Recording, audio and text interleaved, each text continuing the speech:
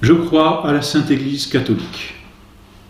Et nous avons vu la dernière fois que la façon de reconnaître l'Église de notre Seigneur Jésus-Christ, qui continue sa mission sur la terre, c'est de trouver ces 4 marques, ces 4 notes, que sont l'unité, la sainteté, la catholicité et l'apostolicité. Cela permet de résoudre plusieurs objections, ou cela peut poser d'autres objections aussi. D'abord d'en résoudre quelques-unes, par rapport tout particulièrement aux protestants et aux orthodoxes. Car finalement, c'est là que l'on pourra dire, mais les protestants ne sont-ils pas catholiques? Les orthodoxes ne sont-ils pas catholiques? Eh bien, c'est très simple, on peut discuter, et peut-être en discuterons-nous à l'occasion de l'un ou l'autre dogme, de la doctrine des protestants. On peut discuter aussi de la doctrine des orthodoxes, ce que l'on appelle les grecs schismatiques. Mais posons-nous la question, ont-ils ces 4 marques? C'est-à-dire, sont-ils dans la dépendance de notre Seigneur Jésus-Christ? Car ce qui était important, et nous l'avons dit la dernière fois, c'est que ces 4 marques, que sont l'unité, la sainteté, la catholicité, l'apostolité, sont comme un flux qui dépend de notre Seigneur Jésus-Christ et qui manifeste notre Seigneur Jésus-Christ à travers le temps et à travers le monde.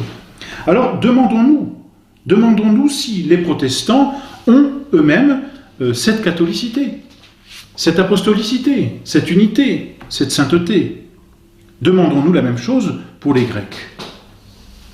L'unité chez les protestants est assez difficile à voir, disons-le bien, pour cette simple raison que le libre examen, c'est-à-dire cette liberté laissée à chacun de se faire une croyance par la lecture de la Bible, vient détruire cette unité. Et c'est ce qui définit le protestantisme, le libre examen. Le libre examen, c'est chacun interprète la Bible comme il l'entend. Et bien, quelle en a été la conséquence? La division et la prolifération de différents groupuscules, si l'on peut dire, de différents groupuscules protestants, qui fait qu'entre ces différents groupuscules, il n'y a pas d'unité. Il n'y a pas d'unité doctrinale, il y a plusieurs sectes, si l'on peut dire, protestantes, mais aucune unité. La seule unité, malheureusement, que l'on peut voir, elle est négative, c'est une forme de haine contre l'Église catholique. Mais elle est négative, c'est-à-dire qu'elle ne construit rien, elle cherche à détruire.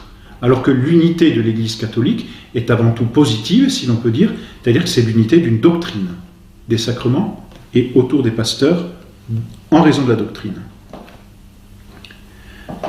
Donc l'unité n'apparaît pas chez les protestants. La sainteté, le plus simple, c'est toujours de remonter au fondateur et de regarder la sainteté du fondateur. Malheureusement, la plupart des fondateurs du protestantisme, que ce soit Luther, que ce soit Calvin, que ce soit Zwingli, n'ont pas brillé, malheureusement, par leur vertu, il faut bien le dire. Et si l'on dit, ne serait-ce si l'on lit, ne serait-ce qu'une vie de Luther, on s'apercevra des vices dans lesquels il a terminé sa vie, malheureusement. Donc il n'y a pas cette sainteté. Malheureusement, Luther a même voulu rejeter la sainteté des sacrements, et puis de tous les moyens de sanctification, tels que le jeûne, tels que la sanctification. Ça, c'est pour Luther, disons. Les vœux, et puis le culte à la Très Sainte Vierge Marie. Nous avons déjà parlé de la Très Sainte Vierge Marie. Et en refusant la Très Sainte Vierge, il refuse la sainteté de la Très Sainte Vierge. Les saints, même, ne sont pas honorés dans le protestantisme. Et on ne voit pas que la sainteté se soit manifestée dans les membres même protestants. On ne voit pas d'héroïsme qui brille à travers les siècles. La catholicité, le protestantisme est apparu au XVIe siècle. Alors certes, il s'est répandu partout, il faut bien le reconnaître, c'est vrai. Mais simplement, comme il y a des sectes différentes, ça n'est pas le même protestantisme qui s'est répandu partout. Et c'est ce qui vient mettre un frein à cette catholicité, justement. L'absence d'unité empêche finalement la catholicité, parce que la catholicité, c'est l'unité géographique et temporelle. Et s'il n'y a pas l'unité doctrinale, cette unité ne pourra même pas perdurer dans le temps et ne pourra pas perdurer dans la géographie. Donc en raison de ces différentes sectes qui existent, eh bien, il y a différents protestantismes, les luthériens en Allemagne, les calvinistes à Genève, les anglicans, en Angleterre, il y a chaque fois autant de formes de protestantisme, un peu partout, qui viennent rompre cette catholicité et qui viennent empêcher que tous les membres soient distincts les uns des autres. Enfin, le protestantisme n'a pas l'apostolicité parce que, dès le début, il a abandonné une grande partie de la doctrine des apôtres et donc s'est coupé de ce fondement. Et puis surtout, il a une origine purement humaine. C'est-à-dire que Luther et tous ceux qui ont voulu fonder le protestantisme n'ont pas reçu une mission qu'ils tiennent des apôtres. Ils se sont donné une mission. On s'aperçoit donc qu'il n'y a pas ces 4 notes dans le protestantisme.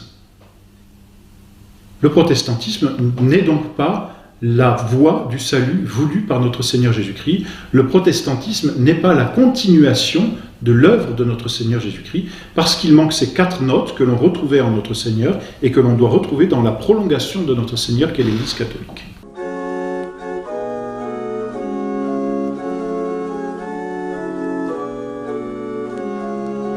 Si on pousse l'analyse aussi du côté de l'Église grecque, schismatique, ou de ceux que l'on appelle aussi les orthodoxes, on s'aperçoit qu'ils n'ont pas non plus ces marques qui permettent à l'Église catholique d'être reconnue. Le schisme grec, qui date maintenant de quelques siècles, n'est-ce pas, s'est partagé rapidement en différentes églises indépendantes, qui n'ont plus de lien entre elles, au point que chacune a sa propre autorité, et qu'on aperçoit même des conflits entre les différentes autorités. C'est-à-dire que, tout comme le protestantisme, finalement, eh bien, il y a différentes églises orthodoxes. Il n'y a pas donc cette unité. La sainteté dans les fondateurs, malheureusement, Photius et Michel Cérulaire, au IXe siècle et puis au Xe siècle, le schisme a été consommé en 1054 par Michel Cérulaire, donc au XIe siècle, mais Photius, qui est celui qui a initié le schisme, date, lui, a vécu au IXe siècle. Eh bien, Photius, tout comme Michel Cérulaire, étaient des ambitieux qui se sont séparés de l'Église romaine volontairement, par ambition, par soif de domination, et puis par des querelles d'épiscopat, finalement. Et puis, dans les résultats, les miracles n'affluent pas chez les orthodoxes, il faut bien le dire. Et puis, cette Église est devenue stérile en saints et en grandes œuvres. L'Église grecque n'est pas catholique, elle s'occupe de l'Orient, essentiellement des Orientaux, enfin, on les appelle d'ailleurs les Orientaux, mais donc elle n'est pas répandue dans le monde entier. Et enfin, quant à l'apostolicité, elle a très vite abandonné la doctrine des apôtres, notamment sur la procession du Saint-Esprit, comme nous l'avons vu. Le Saint-Esprit qui procède et du Père et du Fils. Les Grecs, les orthodoxes, tiennent que le Saint-Esprit ne procède que du Père. Bon, et puis malheureusement, elle a perdu la communion avec le pasteur de l'Église, elle s'est coupée de la hiérarchie. Donc, en se coupant de la hiérarchie et du pape, c'est-à-dire de celui qui est le vicaire de notre Seigneur et le successeur de Saint-Pierre, elle s'est coupée du fondement apostolique même de l'Église. Donc l'Église orthodoxe n'a pas ni la sainteté, ni l'unité, ni la catholicité, ni l'apostolicité. N'ayant pas ces 4 notes, elle n'est pas la continuatrice de l'œuvre de notre Seigneur Jésus-Christ. Voilà donc ce que l'on pourrait dire à propos de ces principales églises, comme on les appelle. Hein. On les appelle les églises protestantes, ou on les appelle aussi l'église grecque ou les églises orthodoxes. Et bien voilà comme on peut tout simplement, sans rentrer forcément au fond des problèmes théologiques, voilà ce que l'on peut dire avec son simple catéchisme de ces églises. Elles ne continuent pas l'œuvre de notre Seigneur parce qu'elles ne portent pas les marques non seulement de l'Église, mais de notre Seigneur lui-même.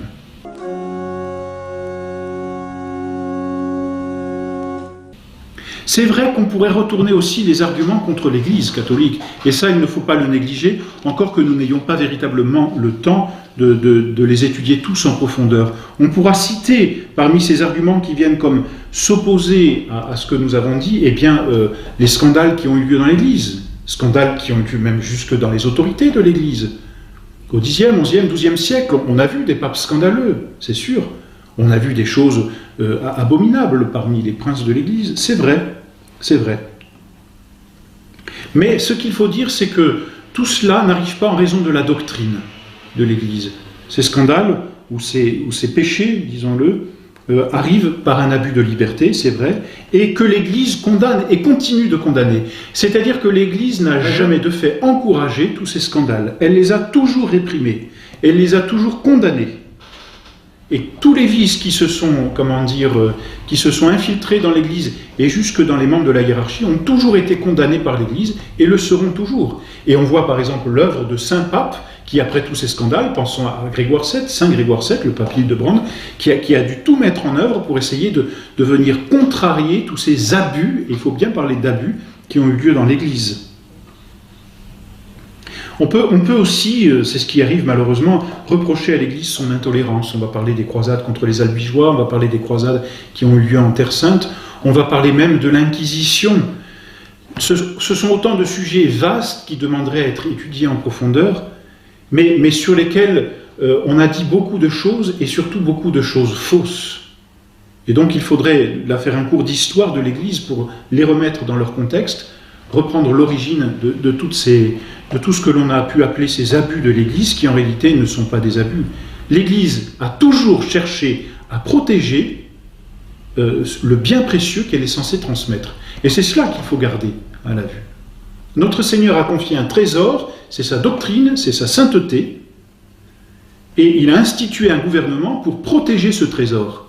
Alors l'Église l'a répandu, ce trésor, mais elle était obligée de sévir quand il fallait défendre ce trésor. Un peu comme un père de famille qui se répand à travers ses enfants, et qui se continue, si l'on peut dire, à travers ses enfants, mais qui en même temps va être obligé d'user ou de sévérité ou de quelque moyen que ce soit pour que ses enfants gardent le bon chemin. Il y a toujours une double face, si l'on peut dire, dans tout commandement. Il y a ce désir de continuer une œuvre et de la répandre autour de soi, et il y a cette autre face, cet autre aspect, si l'on peut dire, du commandement, qui consiste à protéger ce bien. Par les croisades, par exemple, l'Église a voulu protéger les pèlerins qui allaient en Terre Sainte et qui étaient systématiquement dévalisés. Elle a voulu protéger les lieux saints qui ont été pillés et qui ont été repris aux catholiques par les musulmans. Donc elle s'est défendue, tout simplement. Contre les Albigeois, l'Église a voulu défendre la doctrine catholique. Même pour l'Inquisition, on exagère bien souvent le nombre de morts qu'il y a eu par l'Inquisition. Mais il faut voir la miséricorde dont a usé l'Église. Il suffit de relire les notes des procès. On ne veut plus les relire. On affirme des choses sans aller dans les sources historiques. Mais il suffit de relire. La miséricorde avec l'Église a toujours, jusqu'au bout, essayé de convertir les personnes qui faisaient mal. Vous savez, quand une personne est atteinte d'un cancer ou même d'une gangrène, la personne n'hésite pas à se faire amputer d'un membre. Et on ne va pas lui dire « Mais comment ? Et la dignité de votre pied que vous arrachez ?»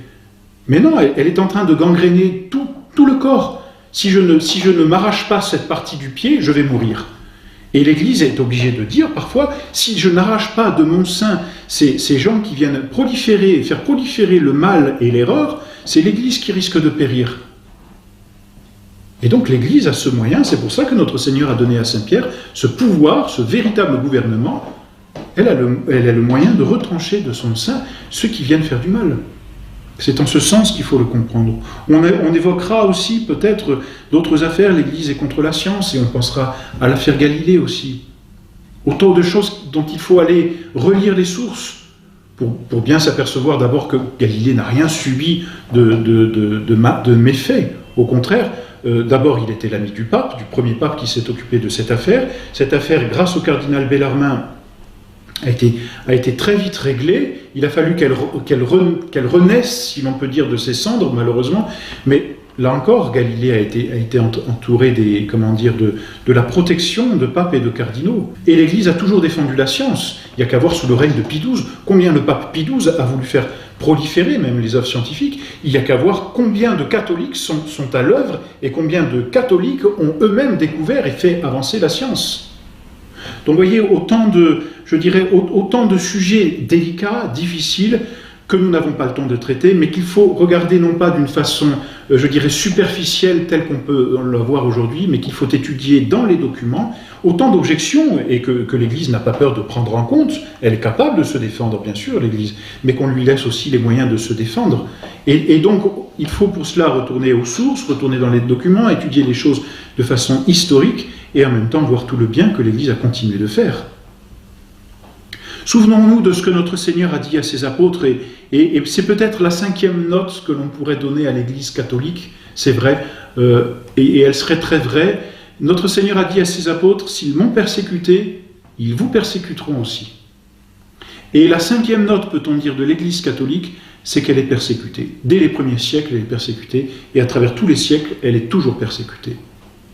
Alors bien sûr, pas de dolorisme, c'est entendu, mais il y a toujours ce désir, comme il y a eu ce désir de faire mourir notre Seigneur Jésus-Christ et de l'éliminer, il y a toujours ce désir de faire mourir l'Église et de la persécuter.